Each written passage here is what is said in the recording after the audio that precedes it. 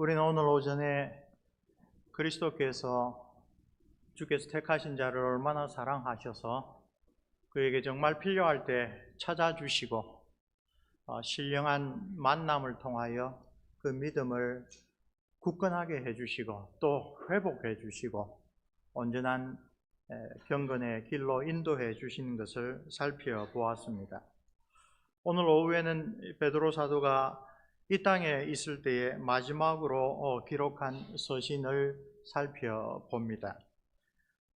베드로후서 1장 13절 보면 내가 이 장막에 있을 동안에 너희를 일깨워 생각나게 함이 옳은 줄로 여기노니 이는 그 까닭은 우리 주 예수 그리스도께서 내게 지시하신 것과 같이 나도 나의 장막을 벗어날 것이 임박한 줄을 알미라.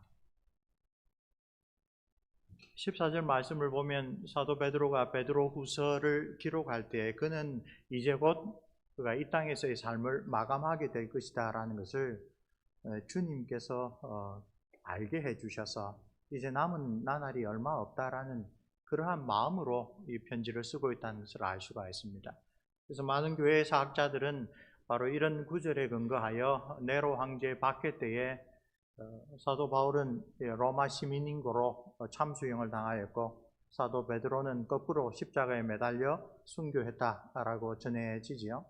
그때 마지막 옥에 갇혀 있는 상태에서 이 서신을 기록했다라고 생각을 합니다. 아주 구체적인 증거는 없지만 그것이 교회사에 널리 알려진 통설로 전해지고 있습니다. 그리스도께서 이 땅에 계시는 동안에 베드로는 아주 친근하게 그리고 다른 제자들보다 더 앞선 자로 주님과 깊은 교제를 나누고 칭찬도 받고 격려도 받고 좋은 이름과 소명도 받고 또 성령 하나님의 인도하심보다도 자기의 혈기로 나왔을 때에 심한 책망도 받고 바로잡아 주시는 은혜도 받고 무엇보다도 주님의 간절한 중보 기도를 힘입기도 했죠. 우리 주님께서 부활승천하셔서 하나님 우편의 영광과 존귀와 능력의 자리에 계실 때는 그 말씀과 성령을 통하여 여전히 주님과의 신령한 교제를 누렸고 그리하여 주의 교회의 중요한 일들을 결정할 때에 귀하게 쓰임받았다라는 것을 우리가 배웠습니다. 그런 사역이 이제 막바지에 이르렀습니다. 막바지에 그는 로마에 가서 많은 그리스도인들을 가르쳤다라고 알려지고 있습니다. 그때 베드로의 통역관으로 그의 사역을 도왔던 사람이 요한 마가입니다. 그래서 주석가들은 마가복음을 Gospel according to Peter, 베드로의 복음서라고 별명을 붙이기도 합니다. 그러나 그 모든 사역이 이제 네로 황제 치하에서 이제 얼마 있지 않아서 이 나의 장막, 베드로는 이 세상을 나그네 삶이라고 분명하게 확신하였고 하나님 나라의 본향을 분명히 확신하는 가운데 자기의 육신, 이 세상에서의 삶을 텐트, 항구적인 주거지가 아니라 일시적인 주거지를 뜻하는 거죠. 그렇게 이야기를 하면서 이제 하나님께서 나를 부르실 때가 얼마 남지 않았으니 마지막으로 내가 해야 될 것이 무엇인가를 묵상하면서 이 편지를 쓰고 있습니다. 12절 말씀, 그러므로 너희가 이것을 알고 이미 있는 진리에 서 있으나 내가 항상 너희에게 생각나게 하려 하노라. 그리고 15절 말씀, 내가 힘써 너희로 하여금 내가 떠난 후에라도 어느 때나 이런 것을 생각나게 하려 하노라. 예수 그리스도의 복음을 이제껏 그가 받은 소명에 따라 신실하게 전했던 것을 이제 소천을 앞둔 이 마지막 날들에도 다시 한번 하나님의 언약 백성들에게 그리스도인들에게 분명하게 일깨워주는 그 일이 이 땅에서 자기의 마지막 사역이라고 생각을 한 것입니다. 베드로후서는 그런 점에서 아주 뜻깊은 서신이고요. 그 가운데 오늘 우리는 그 첫 번째 단락 1절에서 11절의 말씀을 집중하여 살펴보려고 합니다. 1절에서 4절을 보면 그리스도인이 되었다라는 것이 얼마나 복된 일인가를 아주 분명하게 선포합니다. 예수 그리스도의 종이며 사도인 시몬 베드로는 우리 하나님과 구주 예수 그리스도의 의를 힘입어 우리에게 주신 첫 번째 놀라운 특권이 있습니다. 동일하게 보배로운 믿음을 우리와 함께 받은 자들에게, 사도 베드로와 그와 함께하는 이 사도적 전도 팀의 사역자들이 있습니다. 그들과 똑같이 이 편지를 전해받은 그 당시의 그리스도인, 그리고 오늘 우리도 무엇을 받았다고요? 동일하게 보배로운 믿음을 하나님께서 선물로 주셨다고 이야기를 합니다. 그들에게 은혜와 평강의 인사를 한 다음에 하나님의 신기한 능력으로, 신적인 능력으로 생명과 경건에 속한 모든 것을 우리에게 주셨다. 하나님은 우리에게 모든 것을 주셨는데 그 앞에 중요한 수식어가 있습니다. 생명과 경건에 속한 것. 영원한 하늘나라에 들어가기에 꼭 필요한 것들. 우리가 기도를 통하여 잘 배우지요. 우리의 신앙의 선진들을 통하여 잘 배우듯이 하나님은 우리의 모든 기도를 다 들어주시지만 다 응답해 주시지는 않습니다. 때로는 우리 기도가 하나님의 지혜로운 그 분별력을 따라 평가하면 받아서 좋을 것이 없는 것들이 많이 있습니다. 이걸 기도해야 되는데 우리는 엉뚱한 걸 기도해야 하고 있을 때도 있습니다. 그러나 사도 베드로는 우리에게 하나님께서 무엇에 필요한 것? 아주 우리의 영생과 관련된 것에 필요한 것들은 하나님께서 모두 다 빠짐없이 주신다. 그것이 생명과 경건에 속한 모든 것들은 다 주신다고 이야기합니다. 이것이 사도 베드로가 말하는 그리스도인이 받은 두 번째 놀라운 특권입니다. 그리고 4절 말씀, 이로써 그 보배롭고 지극히 큰 약속을 우리에게 주사. 그렇죠? 하나님께서 우리에게 놀라운 보배와 같은 약속을 주셨는데 그 약속은 뭐로 연결됩니까? 이 세상에서 썩어질 것을 피하여 신성한 성품, 예전 번역으로는 신의 성품, 하나님의 성품에 참여하는 자가 될 수 있다는 약속을 주십니다. 첫 네 구절에서 세 가지 아주 중요한 특권을 누리는 것이 하나님의 언약 백성 그리스도인이다 라고 하는 것을 강조하고 있습니다. 그리고 우리가 어떻게 그것을 받아 누리는가를 하나님의 편에서 그리고 우리의 편에서 2절과 3절에 강조하여 설명합니다. 하나님의 신기한 신적인 능력으로 우리에게 이것을 주셨습니다. 왜 하나님의 신적인 능력이란 말을 강조했을까요? 이것은 인간이 가르쳐서 인간적인 차원에서 가르치고 배우고 하는 그런 차원이 아니라 성령께서 우리의 죽어있는 영혼을 살리심으로, 그래서 똑같은 말씀을 들으나 그 하나님의 신성한 능력, 보혜사 성령 하나님의 죽은 영혼을 살리시는 능력이 아니고서는 듣고 깨달을 수도 없고 마음으로 받아들일 수도 없고 그것을 붙잡을 수도 없는 그런 방식으로 하나님께서는 택한 자들에게 놀라운 약속을 이렇게 주셨다고 합니다. 2절에 우리는 그 하나님의 놀라운 은사들을 어떻게 받습니까? 하나님과 우리 주 예수를 알므로. 그렇죠?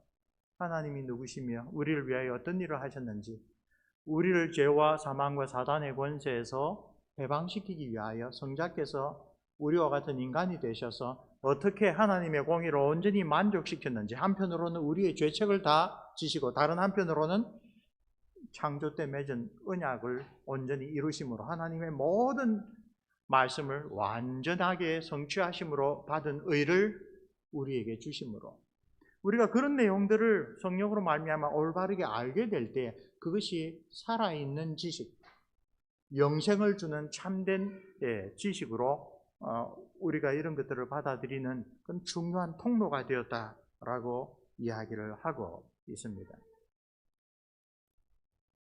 생명과 경건에 필요한 모든 것을 주셨다라고 할 때 사도 베드로는 자기의 소천을 앞두고 이 성도들에게 지금 여러분에게 가장 중요한 것은 바로 이것입니다.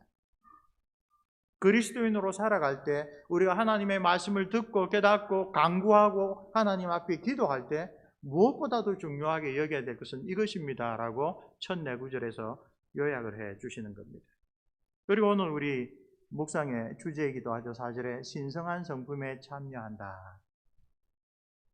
이 구절은 예전의 번역이 한국에 계신 교도들에게는 조금 강하게 들려왔든지 예전에는 신의 성품에 참여한다, 하나님의 성품에 참여한다라고 했는데 우리 계신 교도들은 어려서부터 하나님은 위대하신 분이고 우리는 죄인이다라고 하는 그러한 생각을 아주 강하게 가졌습니다. 그래서 혹시나 이런 표현이 하나님의 거룩하심을 우리가 함부로 생각하고 경솔하게 대하지 않을까 싶어서 신성한 성품에 참여한다라고 표현했는데 표현을 달리해도 뜻은 같습니다. 그 신성한 성품은 하나님의 성품입니다. 그렇죠? 근데 오늘 이 신성한 성품에 참여한다라는 이야기가 초대교회로부터 아주 깊이 있는 묵상을 거쳐서 중요한 주제, 즉 신격화라는 주제로 연결되어 있기 때문에 우리는 이 본문을 좀 더 구체적으로 성경 안에서 찾아봐야 될 필요가 있습니다. 여기서 신성한 성품에 참여한다라는 것과 대조되어서 설명하는 것은 무엇입니까? 너희가 정욕 때문에 세상에서 썩어질 것을 피하여 라는 말과 딱 대조되어 있습니다. 신성한 성품에 참여한다, 신의 성품에 참여한다, 하나님이 주신 모든 약속의 최상의 결과는 무엇이냐를 이야기를 하면서 그것을 이해할 수 있는 아주 중요한 단서로 세상에서 썩어질 것을 피하여 라고 이야기를 하고 있습니다. 그리고 우리의 교육주의 신앙을 아주 잘 가르친 교회 교사였던 칼빈 선생도 이 구절에 대해서 아주 분명히 말합니다. 하나님께서 우리를 구원하신 그 복음의 목적이 무엇인가? 그것은 결국 우리를 하나님과 같은 그런 아주 신성한 성품을 본받게 하기 위한 것이다.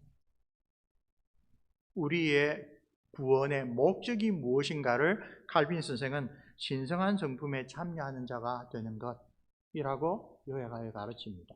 우리가 잘 아는 대로 한번 생각해 봅시다. 하나님의 창조 목적을 망쳐버리는 불구대천의 원수가 셋이 있다고 하이델베르 교리문답에서도 웨스트민스터 신앙고백에서도 이야기를 합니다. 우선 우리의 옛 육신, 그 무엇입니까? 자기중심적으로 하나님의 약속, 하나님의 말씀보다도 내 생각을 더 앞세우는 아담의 어그러진 길을 따르려고 하는 나의 그 부패한 옛 본성, 그리고 그것을 계속 충동질하는 세상의 유혹들, 그리고 그 배후에서 늘 하나님을 대적하게 만들고 하나님의 말씀을 듣지 않는 것이 너에게 유익이다라고 아담을 타락시켰던 사단과 우리의 육신과 이 세상이 동맹을 맺어서 그리스도인들을 결코 그대로 두지 않고 그들을 꿰어서 그들을 유혹해서 빠지게 하는 것이 무엇입니까? 이 세상에서 썩어질 것들에 골몰하면서 살아가게 만드는 것입니다. 예수 그리스도의 구원은 무엇입니까? 바로 이들에게 붙잡혀 있는 그러한 삶에서 이제 십자가의 공로로 벗어나서 본래 우리를 창조하신 뜻대로 하나님의 형상, 하나님이 얼마나 거룩하시고 영광스러우시며 선하시며 정말 사랑이신지를 다른 모든 피조물에게 보여주는 존재가 하나님의 형상, 그 형상으로 지음받은 우리입니다. 그리고 하나님의 형상은 신약 성경에서는 아주 대표적으로 예수 그리스도를 가리키는 표현이기도 합니다.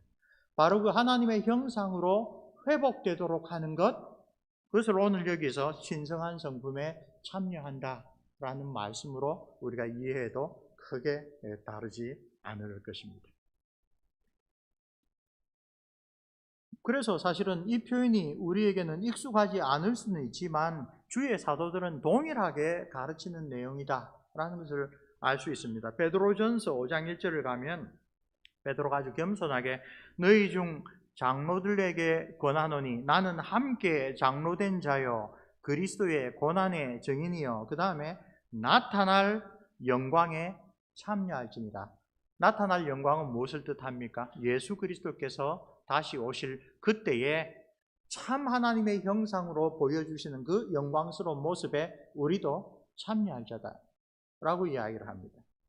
사도 바울은 고린도후서 3장 17, 18절에서 유명하죠.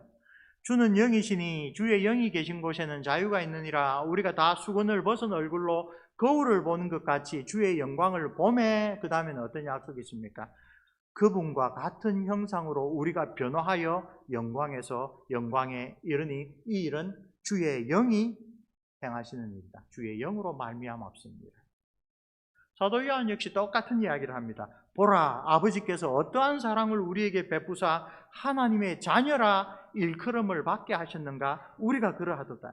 그러므로 세상이 우리를 알지 못함은 세상이 그분을 알지 못함 때문이다. 사랑하는 자들아, 우리가 지금은 하나님의 자녀라. 그런데 장래에 어떻게 될지는 아직 나타나지 아니하였지만 예수님께서 나타나시면 우리가 그분과 같을 줄을 알고 있는 것은 그의 참모습 그대로, 그 참모습은 하나님의 영광을 온전히 증거하는 하나님의 형상으로 나타나실 것이고, 우리도 놀라운 구속의 은혜 가운데 그 형상으로 온전히 회복될 것이다.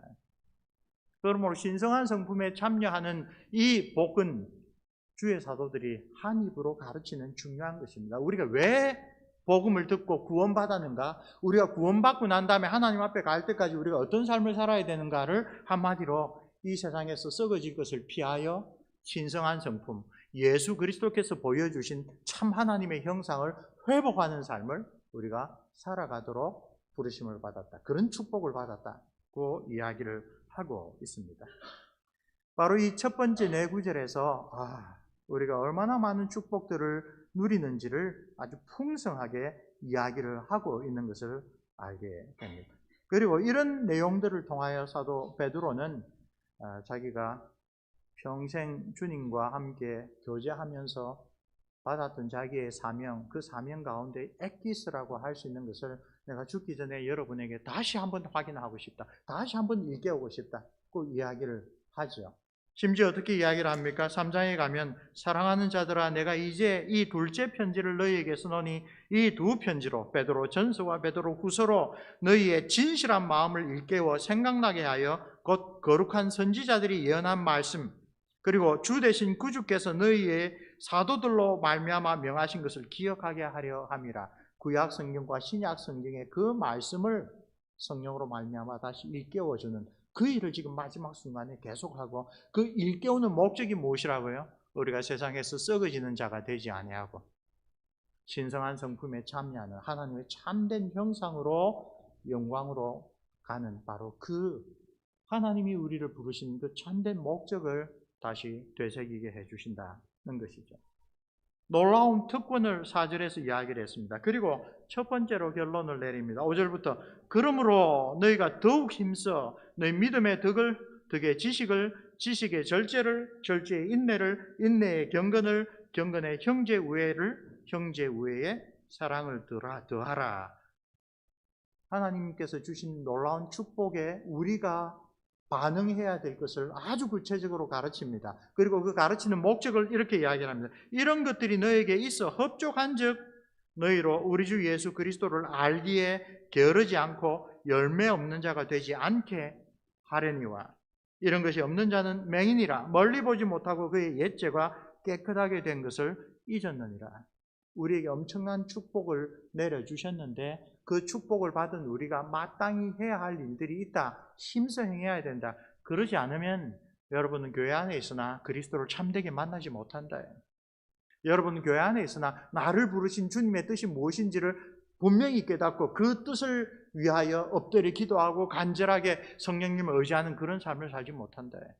그러다 보면 어떻게 된다? 이거 내가 왜 교회를 다니는지, 나의 죄를 용서해 줬다고 하는 그 이야기가 나에게 뭐 그렇게 큰 의미가 없게 들리는 그런 허리멍덩한 신앙으로 빠져들게 된다라고 엄격하게 경고하고 있습니다. 힘써라고 표현을 했죠. 그러므로 너희가 더욱 힘써, 대단히 강조한 표현입니다. 영어로 번역을 하면 make every effort, 모든 노력을 다해서 이런 귀한 믿음에 덧붙여져야 될 신앙의 덕목들을 하나씩 훈련해가라, 쌓아가라 라고 이야기를 합니다. 여러분, 큰 은혜를 받았습니다, 감사합니다, 아멘, 이렇게 끝날 것이 결코 아니다. 하나님 주신 놀라운 축복들은 우리가 이 땅에서 하나님의 언약 백성으로 살아가는 중요한 출발선인데, 그 다음에 우리가 성령의 인도하심을 받아 그리스도를 시시때때로 만남으로 자라가야 될 내용은 무엇이냐, 여기서 아주 하나씩 이야기를 하고 있는 것입니다. 믿음의 덕을 덕의 지식을, 지식의 절제를, 절제의 인내를, 인내의 경건을, 경건의 형제우애를, 형제우애의 이 사랑을 더하라라고 이야기를 했습니다. 이거를 그냥 몇 번 읽는 것은 모든 노력을 더하는 것에 턱없이 미치지 못하겠지요. 믿음의 덕을 할 때 덕은 영어로 아주 간단하게 goodness입니다. 착함. 그거는 우리의 믿음이라는 측면이 삶으로 나타날 때의 기본적인 모습이죠. 교회 밖에 있는 사람들 뿐만 아니라 베드로후서를 보면 교회 안에 들어온 거짓 교사들도 지식은 우리와 동일할지 몰라도 그 삶에서 하나님이 기뻐하시는 착함은 나타나지 않는다. 그러나 그것이 삶에서 나타난다. 믿음의 덕의 지식을, 이때 지식은 헬라어로 에피그노시스, 그노시스 이런 표현을 통하여 주석가들이 설명하는데 아주 좋은 설명을 겁니다. 하나님이 기뻐하시는 것이 무엇이고 하나님이 싫어하시는 게 무엇인가? 영적으로 우리에게 유익한 것이 무엇이고 우리는 좋게 여길지 몰라도 우리에게 해로운 것은 무엇인가? 무엇이 하나님을 영광스럽게 하는데 더 좋은 것이고 덜 좋은 것인가? 그것을 분별할 줄 아는 분별력을 뜻합니다. 신앙생활은, 신앙의 성숙은 그런 분별력이 자라가는 것입니다. 성경에 일일이 모든 사안에 대하여 다 대답이 있는 것이 아닙니다. 성령의 인도하심으로 하나님께서 우리에게 주신 계시의 말씀을 깊이 묵상하는 가운데 하나님의 뜻은 이것이구나 라고 우리가 분별해야 되는 것이 우리의 믿음에 더해져야 될 중요한 덕목 가운데 하나입니다. 그리고 그런 분별력으로 이해되는 지식에 또 무엇을 더해야 됩니까? 절제를, 그리고 절제 다음에 인내를, 아주 흥미로운 해설을 제가 읽었습니다.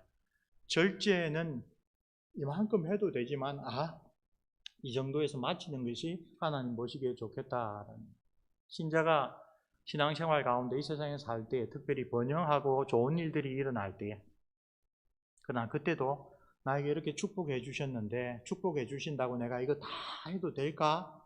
그건 아닐 것 같다라고 생각하는 게 절제의 덕목입니다. 절제 다음에 나오는 인내는 뭡니까? 우리 하나님 앞에 경건히 살고자 했는데 왜 예수 믿는 사람으로서 믿지 아니한 사람보다, 심지어 교회 안에 있는 다른 사람 못지않게 내가 잘 살았는데 이런 어려움과 핍박과 환난과 고난을 겪느냐? 하나님께서 나를 사랑하신다면 왜 이런 어려운 시기를 겪게 하시느냐라고 할 때 우리에게 필요한 덕목이 뭡니까? 인내입니다. 오래 참음입니다. 그리고 인내의 경건을, 이것은 좋을 때든 나쁠 때든 많은 것들을 겪고 난 다음에 경건이란 무엇입니까? 하나님을 닮은 사람의 모습을 그의 범사에서 보여주는 것입니다. 그렇죠? 그리고 경건의 형제우애를, 같은 하나님의 은혜를 받은 성도들에 대한 나의 태도를 가르치죠. 그 다음에 아가페라는 유명한 단어로 사랑을 더해라. 최고의 덕목이므로 마지막에 나왔을 수도 있습니다. 이 아가페는 교회 안에 있든지 교회 밖에 있든지 모든 사람에 대하여 하나님의 사랑을 받은 자로서 우리가 하나님의 형상으로 지음받은 다른 사람들을 어떻게 대해야 하는가, 그것을 잘 가르쳐 주고 있습니다. 이런 자질들, 우리가 믿음에 덧붙이기 위하여 모든 노력을 다하라라고 사도 베드로가 우리에게 권면하는 자질들은 곧 하나님의 신성한 성품에 참여하는 그리스도인의 삶을 특징 짓는 것들이기도 합니다.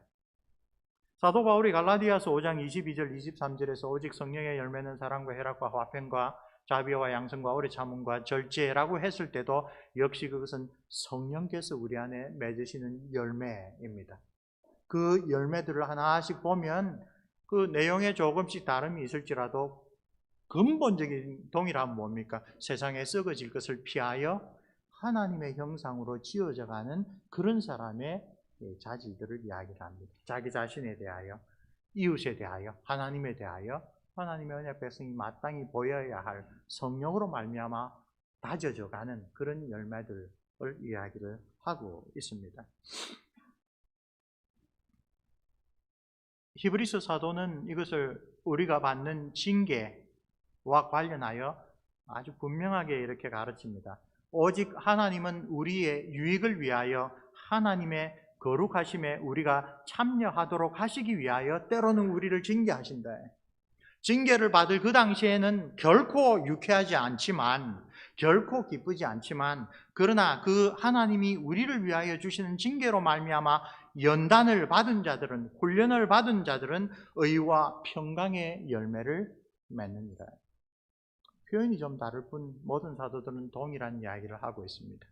하나님께서 우리에게 주신 그 믿음은 그 믿음의 성령으로 말미암아 우리가 연단되는, 그래서 성령께서 우리를 변화시켜서 맺는 열매들을 통하여 의와 평강으로 하나님의 신성한 성품에 참여하는 것으로 우리를 지으신 목적대로 하나님의 형상으로 온전히 변화되는 것을 복음의 진정한 목적으로 삼고 있습니다. 그러므로 칼빈 선생이 복음을 우리에게 전하신 목적이 바로 여기에 있다. 우리가 신성한 성품에 참여하게 하기 위한 것이다 라고 이야기한 것은 결코 놀라운 이야기가 아닙니다.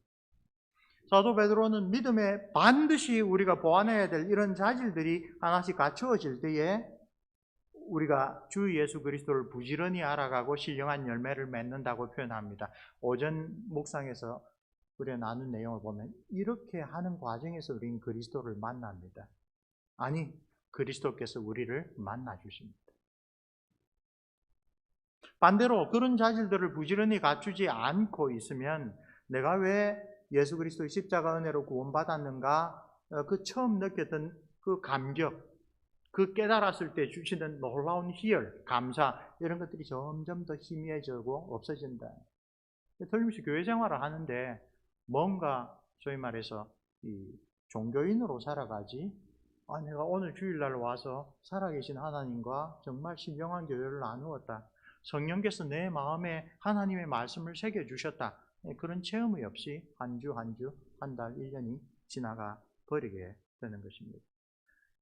8절 말씀, 이런 것이 너희에게 흡족한즉 너희로 우리 주 예수 그리스도를 알기에 게으르지 않고 열매 없는 자가 되지 않게 하려니와, 이런 것이 없는 자는 맹인이라. 아주 비유죠. 여기 멀리 보지 못한다. 나를 왜 구원하셨지? 나의 한 달 후에, 1년 후에 나의 인생의 종착역에서 내가 하나님과의 교제, 그리스도와의 만남이 나를 어떤 사람으로 만들어가지, 이런 것들에 대한 관심이, 이런 것들에 대한 진지한 노력이 없어져 버린다. 베드로 사도는 그래서 우리가 은혜로 칭의를 받고 그 받은 은혜에 대하여 합당하게 성령께서 인도하시는 손을 붙잡고 나아가는 삶, 성화의 삶을 분명하게 이야기를 하고 있습니다. 우리는 예수 그리스도에 관한 성경의 지식으로 우리의 머리를 채우기만 해서는 아무런 도움이 없습니다. 여기서 가르쳐주는 대로 하나님께서 우리에게 어떤 놀라운 특권을 주셨는가, 그 특권을 받은 우리는 어떻게 그에 반응해야 되는가, 우리가 가지고 있는 지금 믿음에 어떤 내용들을 훈련해야 하나님의 영광을 온전히 돌리는 하나님의 형상으로, 하나님의 신성한 성품에 참여하는 그리스도인으로 자라갈 수 있는가, 이런 것들을 진지하게, 아까 말했죠, 힘써 모든 노력을 다하여 우리가 애써라라고 요청을 받고 있습니다.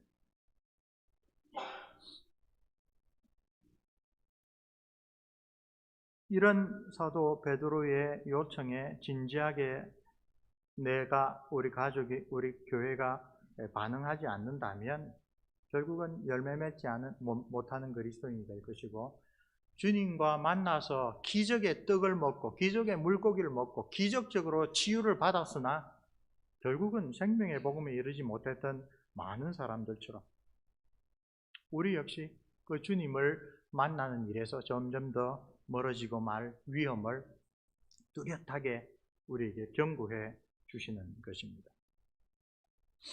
그래서 사도 베드로뿐만 아니라 사도 바울도 교회를 위하여 기도를 드릴 때에 첫째, 신령한 지혜와 총명으로 하나님 뜻을 알게 해 주십시오. 그런 다음에 알게 해 주신 다음에 주님께 합당하게 행하여 범사에 주님을 기쁘시게 하게 해 주시고, 주님께서 정말 기대하시는 선한 열매를 맺게 해 주십시오. 그런 다음에 다시 그것으로 하나님을 아는 것에 자라게 하시고, 골로새 교회에 보낸 편지에서 하나님의 뜻을 알게 해주십시오. 그 뜻을 깨우치는 대로 실천하고 열매 맺게 해주십시오. 그러면 그 다음에 또 하나님을 더욱더 깊게 알게 해주십시오. 그렇게 중보하고 있는 것을 보게 됩니다. 예수님의 동생 사도 야고보는 좀 더 강력하게 노골적으로 경고하죠. 내 형제들아, 만일 사람이 믿음이 있노라 하고 행함이 없으면 무슨 유익이 있으리요? 그 믿음이 능히 자기를 구원하겠느냐? 만일 형제가 혹은 자매가 헐벗고 일용할 양식이 없는데 너희 중에 누구든지 그에 가서 평안히 가라, 덥게 하라, 배부르게 하라 말로만 하고 실제로 그 사람에게 필요한 것을 내어주는 사랑의 행위를, 사랑의 증거를 보이지 않으면 뭐가 유익하겠느냐. 이와 같이 행함이 없는 믿음은 그 자체가 죽은 것입니다. 그래서 사도들이 분명히 믿음 가운데는 죽은 믿음도 있다. 근데 오늘 본문에서 사도 베드로는 하나님께서 놀라운 축복으로 주셨는데 그 축복을 바르게 받아서 열매 맺는 살아있는 신령한 하나님과의 교제에 자라가는 믿음이 되려면 힘써 해야 될 일이 있다. 이런 은혜를 처음에는 받아 누리고도 아무런 일을 하지 않고 있으면 결국은 죽은 믿음, 그 믿음이 그 자신을 구원한다라고 도무지 이해할 수 없는, 도무지 확신할 수 없는 그러한 상태로 빠져든다고 합니다. 그리고 10절과 11절 마지막 부분에서 다시 한번 결론을 이끌어냅니다. 그러므로 형제들아 더욱 힘써 너희의 부르심과 택하심을 굳게 하라. 부르심과 택하심을 굳게 하는 것은 우리에게 사도가 권유하는, 아주 강력하게 촉구하는 내용입니다. 너희가 이것을 행한 즉 언제든지 실족하지 아니하리라. 이같이 하면 우리 주 곧 구주 예수 그리스도의 영원한 나라에 들어감을 넉넉히 너희에게 주시리라. 이 훈계의 말씀은 하나님의 구원의 은혜는 결코 당연한 것으로, 가만히 두어도 없어지지 아니한 것으로, 은행에 넣어둔 나의 저축 통장처럼 내가 빼쓰지 않으면 결코 그 액수가 줄어들지 않는다, 그런 식의 사고방식이 결코 아닌 겁니다. 이제 우리는 너무나 잘 알지만 천국 가는 기차 티켓을 사놓으면 그 티켓이 그대로 있는 것이 결코 아니란 말이죠. 우리 김홍준 박사님이 그 신앙에 대해서 설명할 때 아주 잊혀지지 않는 비유를 하셨죠. 신앙이란 자전거 타는 거다. 자전거는 페달을 계속 밟지 않으면, 그대로 있으면 넘어지지 가만히 서 있지 않는다. 우리에게 큰 은혜를 주신 그 하나님의 은혜에 대하여 그 성령께서 인도하시는 것을 내가 계속 붙잡고 나아가야 넘어지지 않고 계속되는 것이지 그냥 그대로 있는 것이 아니다. 이것은 역동적인 것이다. 이건 인격적인 교제이다. 예수님이 베드로가 한두 번 넘어졌을 때 그때 딱 구해 주시고 마지막에 결정적으로 넘어졌을 때는 너 이때까지 내가 몇 번이나 봐줬는데 아직도 그러느냐 하고 그 은혜를 거두어 가시면 아무런 소망이 없죠. 그때까지 신앙이란 게 그를 구원할 수 있었겠습니까? 그리스도의 만남이 우리에게 큰 축복이면서 우리에게 사도를 통하여 바로 그런 체험을 거듭거듭했던 사도 베드로를 통하여 우리에게 주신 놀라운 믿음에 대하여 우리는 어떻게 성령을 의지하여 반응해야 되는가? 신성한 성품에 참여하는 그것을 위하여 우리가 우리의 믿음에 힘써 덧붙여야 될, 연단받아야 될 게 무엇인가? 그런 것들을 이야기를 하면서 그것이 있으면 넉넉하게 하나님 나라에 들어갈 것이다 라고 우리에게 권면해 주고 있습니다. 참된 경건으로 성숙하는 그러한 올바른 신앙생활을 실천하는 그리스도인은 세상과 마귀와 우리의 옛 성품의 끊임없는 도전에도 결코 무너지지 않는다라고 우리에게 이야기를 해주는 것입니다. 보혜사 성령께서 그런 참된 그리스도인을 친히 인도하셔서 그리스도와 더욱 연합해 주시기 때문입니다. 이같이 행하는 것, 11절에서 이같이 행하는 것은 무엇입니까? 우리가 받은 귀한 은혜를 정말로 소중히 여기고 이것이 정말 하나님이 우리에게 주신 그 은혜의 목적을 이루기 위하여 우리는 어떻게 그 말씀을 따라 순종할까? 우리는 어떻게 성령께서 나에게 깨우쳐 주시는 말을 곧바로 받아서 옛사람을 벗어버리고 새사람으로 살아가는 작은 그러나 중요한 실천들을 한 가지씩 해나갈까? 그렇게 힘써 우리가 말씀에 순종할 때에, 성령의 인도하심에 순종할 때, 우리 마음문을 두드리시는 주님의 그 노크 소리를 듣고 내 마음문을 열 때에 우리에게 약속된 것은 하나님의 거룩한 성품에 참여하는 하나님의 형상으로 그날에는 해와 같이 빛날 것이다 라고 약속해 주셨죠. 주의 참된 언약 백성은 이 땅에서는 텐트에 살아가고 또는 시대와 환경에 따라서는 그런 세상적인 축복이나 영광을 누리지 못하고 아주 있는 듯 없는 듯 유명하지 못한 자로 이름도 모르는 자로 살아가지만 이렇게 경건의 훈련을 신실하게 밟아가는 사람은 하나님의 그 나라에서는 해와 같이 빛날 것이다 라고 우리에게 약속하고 있습니다. 사랑하는 성도 여러분, 사도 베드로는 그 유언과도 같은 이 서신의 초두에서 우리에게 가장 중요한 교훈을 새롭게 일깨워 줍니다. 예수 그리스도를 아는 지식이 얼마나 중요한지 우리에게 다시 상기시켜 줍니다. 그 지식은 하나님 앞에서 하나님의 약속하신 그 영원한 나라, 우리 주 그리스도의 나라를 바라보며 살아가는 우리에게 필요한 모든 것을 제공해 줍니다.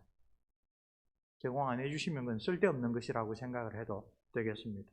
이것을 일깨워 주면서 사도 베드로는 오늘 우리에게도 우리의 주님이시며 구세주이신 예수 그리스도의 그 영원한 나라에 넉넉하게 들어갈 수 있도록 우리의 삶에서 신령한 지식을 실천하고 마땅히 맺어야 될 성령의 열매가 무엇인지 진지하게 돌아보고 부족한 것들을 은혜로 내려달라고 간구하면서 또 그런 일들이 부딪힐 때에 내 자신을 반성하면서 하나님 앞에 회개하는, 그래서 나를 내려놓고 주님께서 내 삶을 주도하시는 그런 삶이 되어야 됩니다. 아주 부끄럽지만 사소한 이야기를 하나 하자면 아침에 2시간이나 일찍 서울 종로에서 나왔습니다.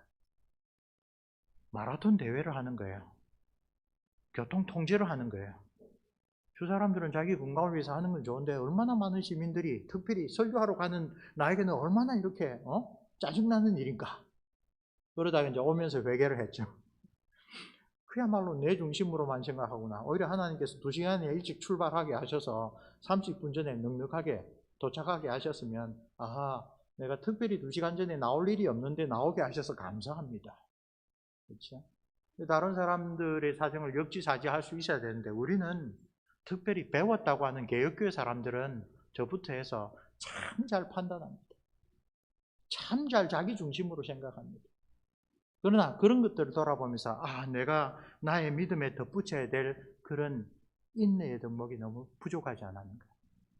하나님께서 은혜를 주셔서 생각지도 못한 내가 쓸 수 있는 돈이나 시간이나 여러 가지 것들이 왔습니다. 그때도 성령께서는 너 뭐가 하나님께서 이걸 주신 뜻이 뭘까 한번 생각해 볼래? 라고 질문하실 때에 진지하게 답을 해야 되는데 그런 생각이 들자마자 그 생각을 차단하고 꼭 갖고 싶었던 새로 나온 핸드폰을 바로 사고 맙니다.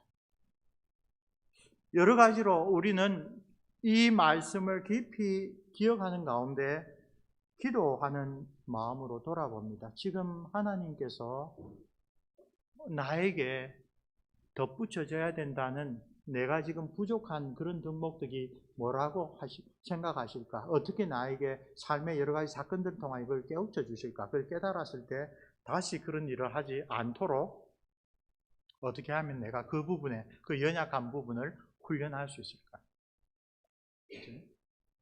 이때는 정말 성령님의 도움을 구하면서 하나님, 내가 다시 이런 어리석은 이 화를 내는 것, 남을 쉽게 판단하는 것, 절제하지 못하는 것, 이런 잘못을 제가 되풀이하지 않도록 일깨워 주옵소서.